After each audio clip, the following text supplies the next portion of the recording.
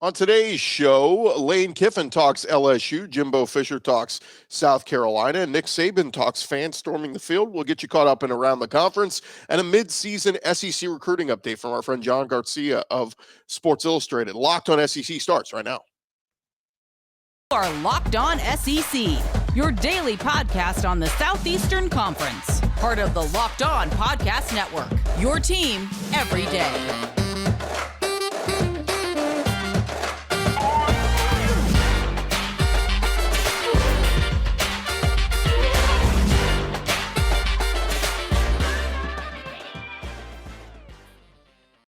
And what's happening, everybody? Welcome into Locked On SEC. It's great to have you guys along. Today's episode is brought to you by BetOnline. BetOnline has got you covered this year with more props, odds, and lines than ever before. BetOnline, it is where the game starts. I'm Chris Gordy. Thanks for making Locked On SEC your first listen every day.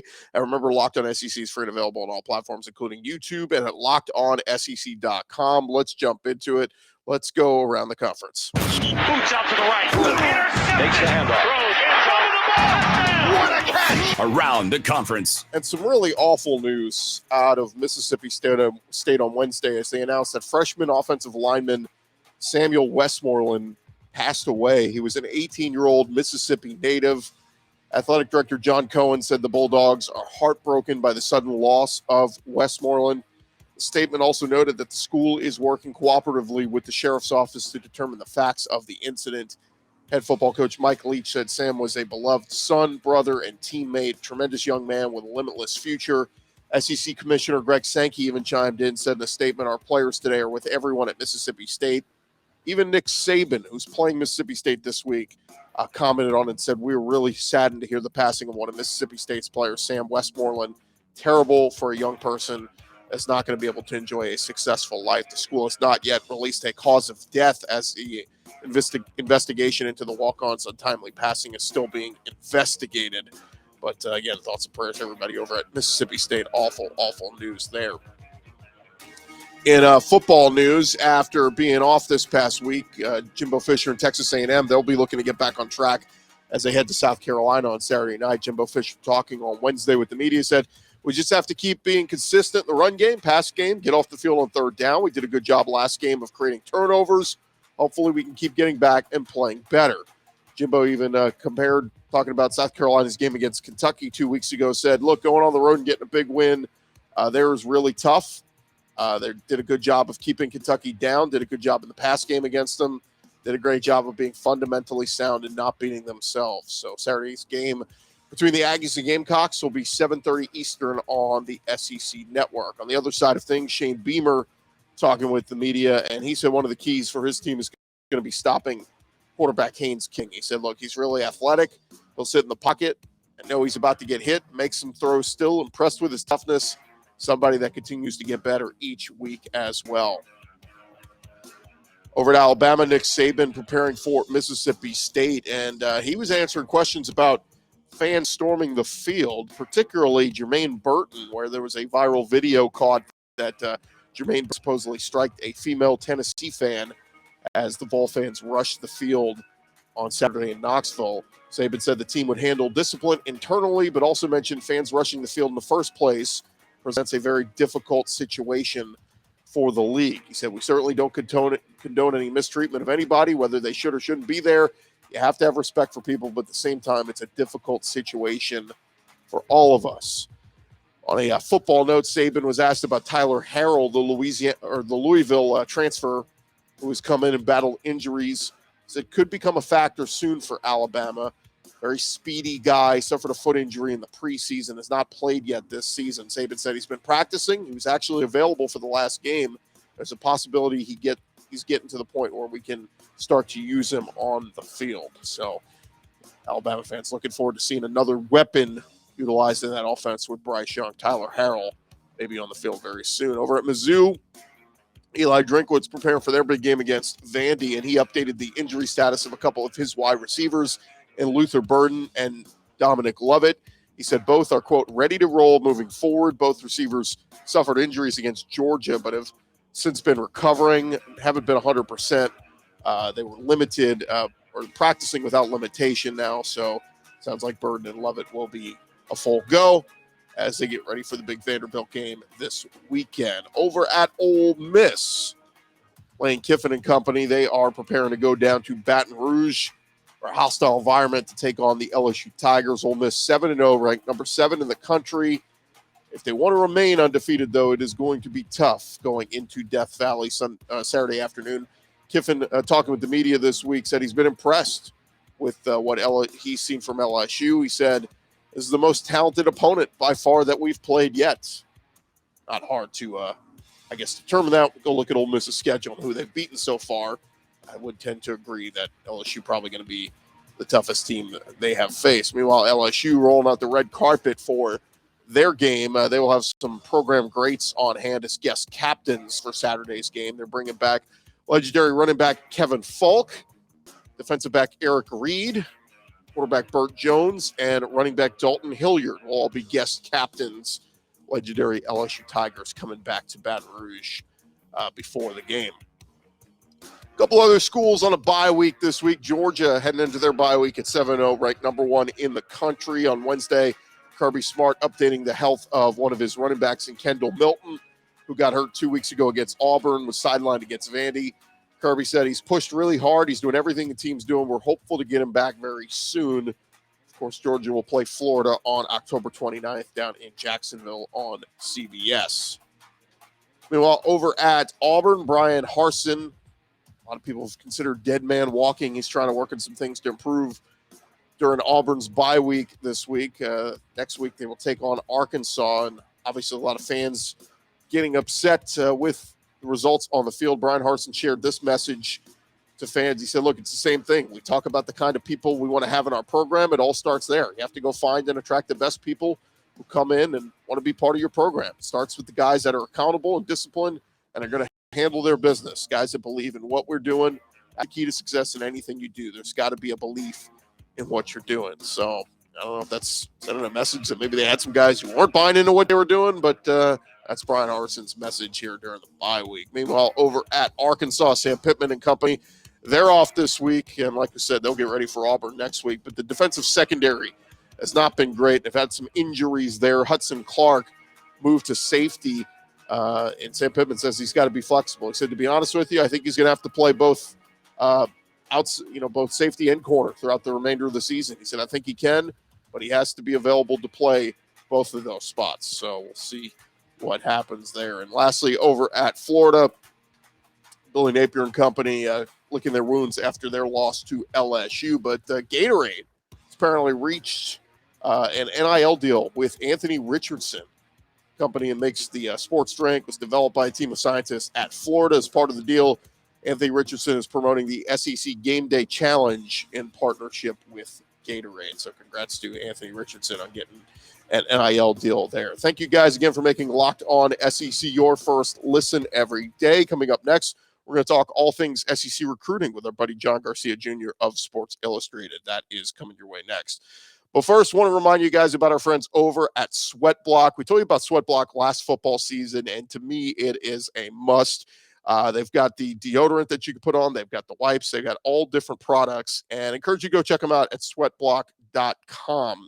To me, if you're going to a tailgate and you're a sweater and you're somebody like me who usually brings a change of shirts, Sweatblock can help solve those problems for you. Sweatblock was created by a doctor to help with his own excessive sweating, and his doctor created, doctor recommended. If you or someone you love is experiencing embarrassing sweat or odor, try Sweatblock. You can save 20% with the promo code LOCKEDON at sweatblock.com. Of course, it's available on Amazon as well.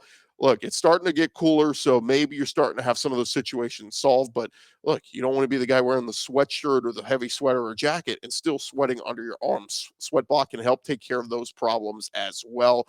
Again, go check out our friends at sweatblock.com. Make sure you use our promo code LOCKEDON, LOCKEDON, and get 20% off. And also check them out over at Amazon.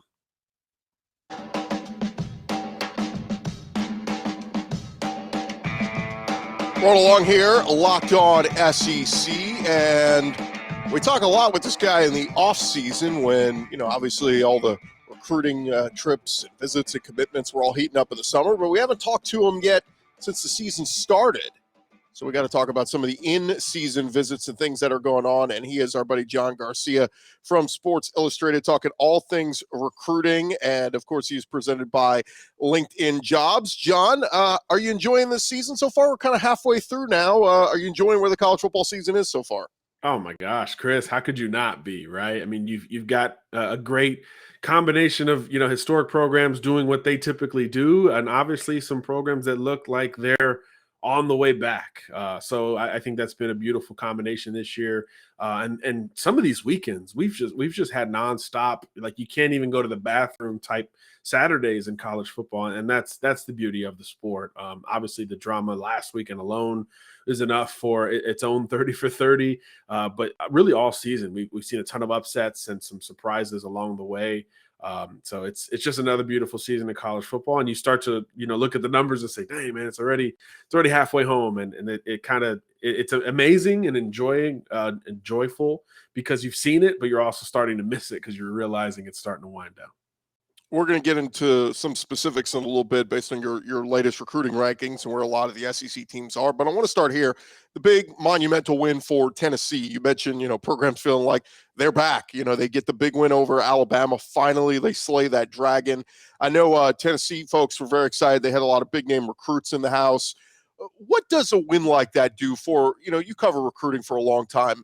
Does it, are there kids in the house that day that are going to see that win and say, oh, I got to go to Tennessee? Or is it just kind of more, when you do these in-season visits, is it more just that kid to kind of see the campus, enjoy a big game and all that?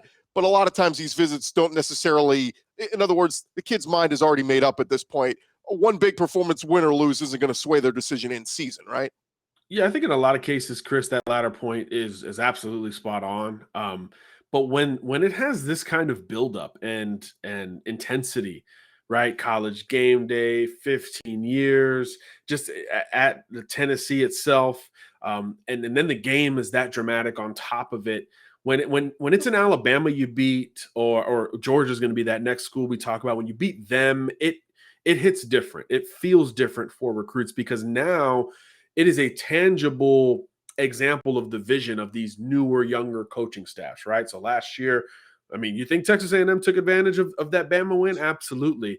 Number one recruiting class. Not saying Tennessee's going to get there, but this is now tangible proof, hey, this vision, this style is going to work for a long time in the SEC. And look at the Dragon, like you said, we just slayed on that path. I think that does say a lot, and it creates benefit of the doubt for those recruits who are still searching, right? Like you said, a lot of them know, hey, this is where I'm going, and that's kind of it. But when it's something that gets you over the hump like this, so LSU's title a couple years ago, these big individual wins, it's just a different sell because now it's not so much this is what we're going to do. It's more of, hey, look at what we just did, and we think you can help us continue to ascend to a certain point. So it does create more benefit of the doubt from the recruit to that coaching staff and those individual coaches relative to their vision and their goals with a certain prospect. So it does create some movement, especially, again, when the stars align atmospherically and, with the drama like it did on Saturday night. Give us a little behind the scenes. What is it like for recruits and their families when they go to, in season? Doesn't have to be a big game. Sometimes you bring the recruits to, the non-conference game just to get their visit in and get it out the way. But what is it like for the recruits and the parents? And how tough is it for the coaching staff to balance? Man, we've been game plan all week. I got a game to go out and win. But hey, how you doing, Miss Smith? Hey, yeah, hope Johnny comes to play for us. I mean, it is a crazy ordeal, right?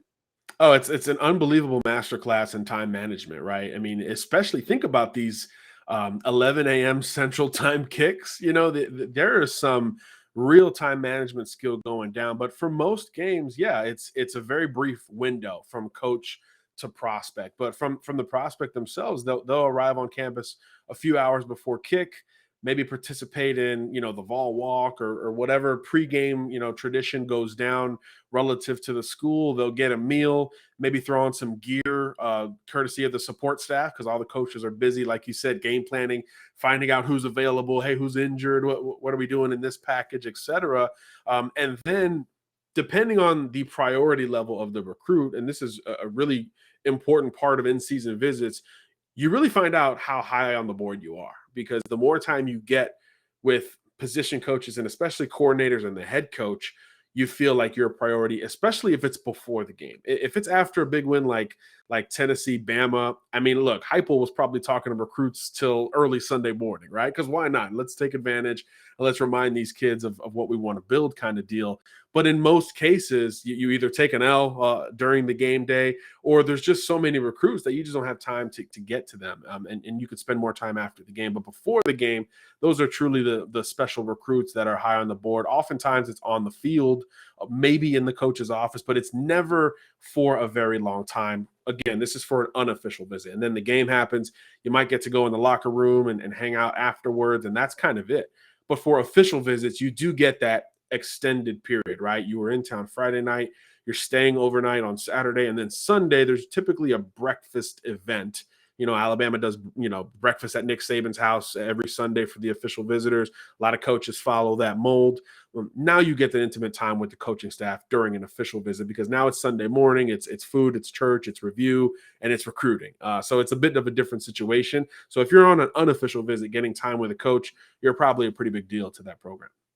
It's very interesting. I think our listeners, I mean, look, I've been on the field. I've been around the recruits. Everybody's got the little name tags. I mean, it's I can't imagine being able to wrangle all that in and keep all that on track. Some guy, the recruiting coordinator, a lot of places is also the special teams coordinator or the running backs coach, and he's got a whole job to do that day. So it is crazy keeping track on it. Hold that thought right there. More with John Garcia in just a second as we'll get into some of his recruiting rankings and where all the SEC schools rank in his latest rankings in just a second. But want to remind you folks about our friends over at BetOnline. BetOnline.net is your number one source for football betting throughout the season. Find all the latest player developments, team matchups, news, podcasts, and in-depth articles and analysis on every game you can find.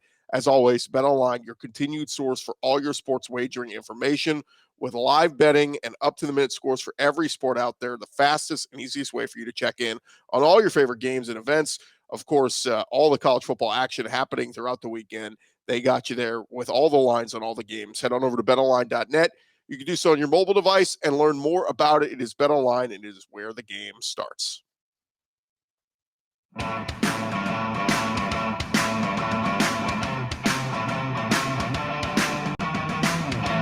Continue on here, Locked On SEC, and continue our conversation with our buddy John Garcia from Sports Illustrated, appearing on behalf of LinkedIn Jobs. Get the applicants you need for free.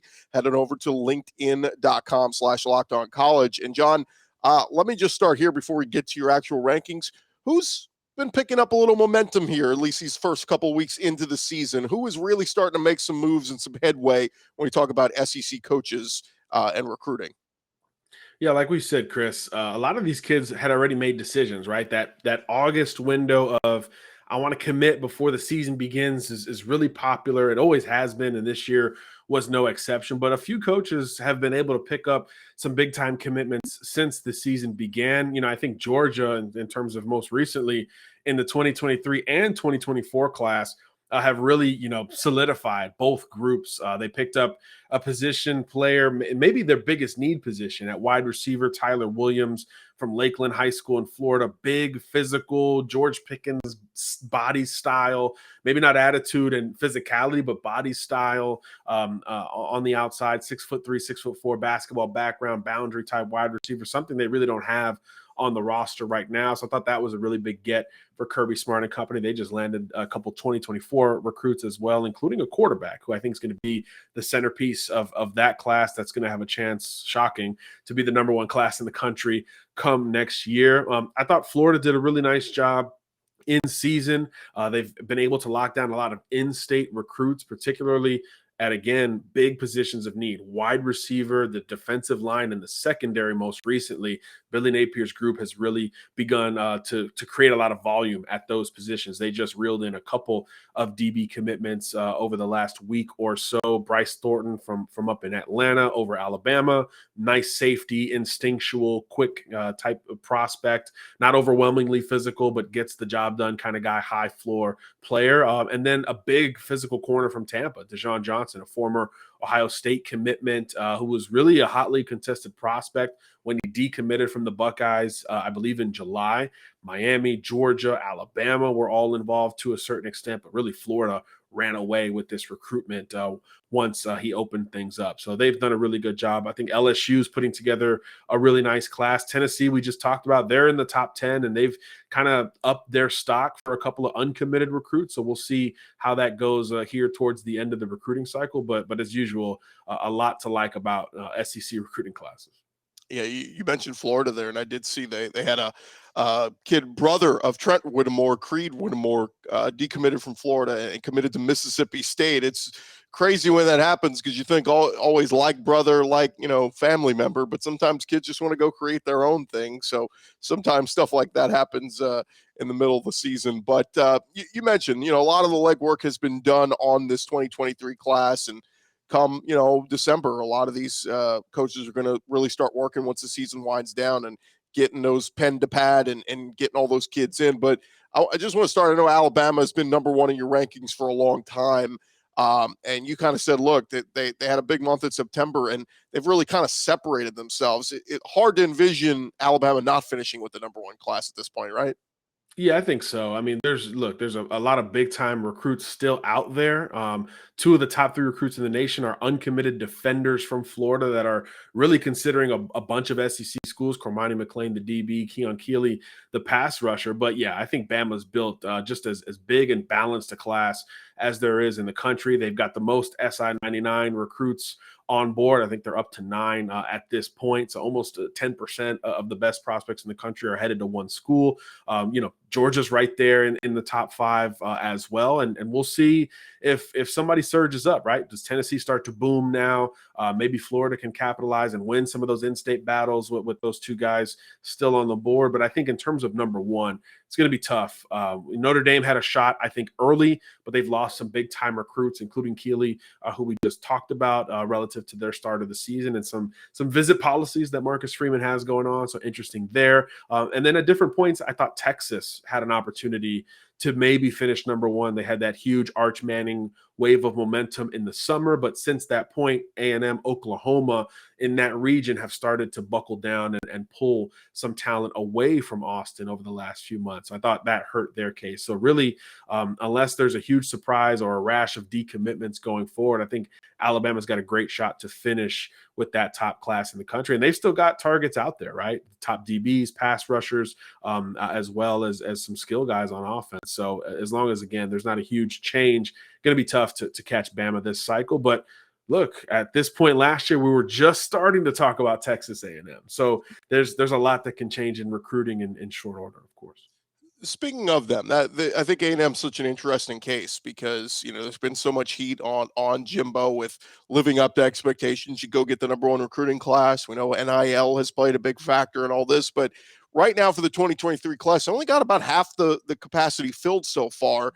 They're still top 20 in a lot of the different rankings, but is this a case where they're going to come hard and start to get a lot of names in December, and then, of course, the second signing day as well? Or should we maybe accept this recruiting class it may not be what he just had a year ago?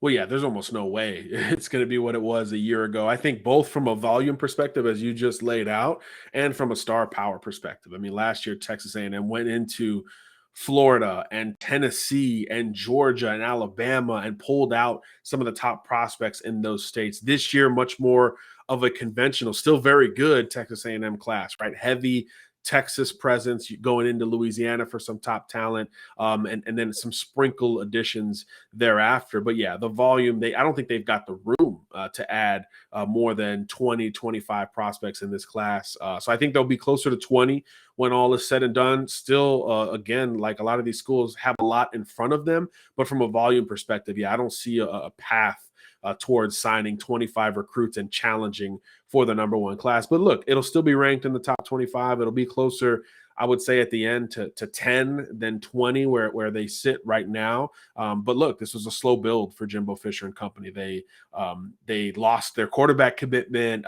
Things were really stagnant in the offseason for Texas A&M. So they're just now starting to pick up momentum towards the end of the summer into the early season. And look, when kids get to Kyle Field, it's a big deal, right? It always ups their recruiting potential. So I do think we'll see a little bit of that come November and especially December.